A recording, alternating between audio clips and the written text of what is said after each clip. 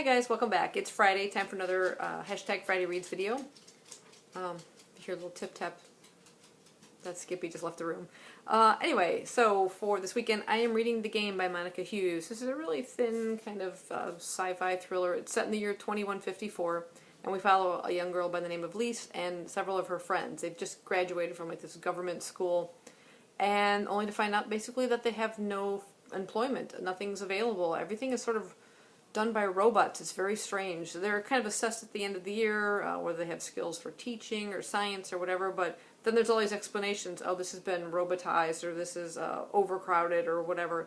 So they're sent to like a designated area in which they're to live, and they can find housing within that area. They're given credit for food, but the rest they kind of have to fend for themselves. And this group is sort of like stuck together. They've found housing to kind of live together and try and make it as livable as possible, you might say. But then they start hearing things about something called The Game, and it turns out to be like a virtual reality type situation, but there's apparently a reward, there's a treasure of some sort, clues to find out, and it seems kind of idyllic as you first start out. And where I'm at right now, about halfway, their last kind of visit to the game might not be so idyllic and happy and cheerful. We don't know what the outcome is or what the treasure is waiting for them. Not much is explained, so it is pretty intriguing. I like the characters and the writing styles is really entertaining. So yeah, I'm enjoying that one so far. I'm about page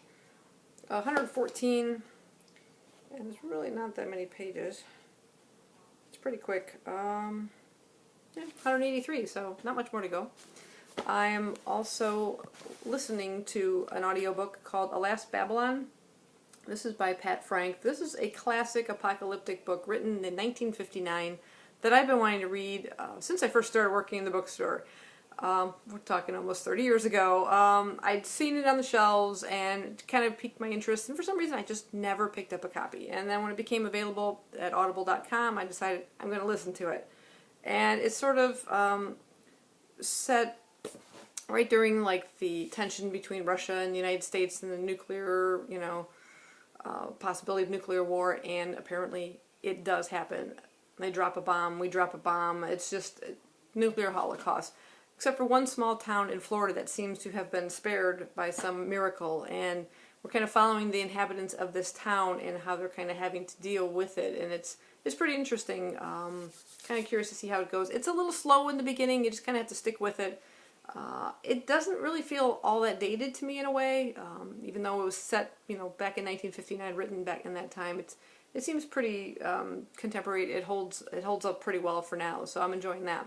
And then I'm also picking back up another sci-fi and a classic as well. That's more of a contemporary classic. This is just an old-time classic, War of the Worlds by H.G. Wells. I was reading this prior to the Project TBR readathon that just finished this past Sunday, and so I want to pick this one back up. I'm literally right at book 2 within it, so Earth Under the Martians.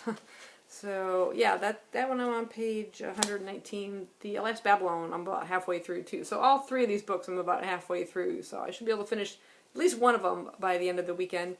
Yeah, so that's what I'm doing this weekend, and I'll see you guys next time. Bye-bye.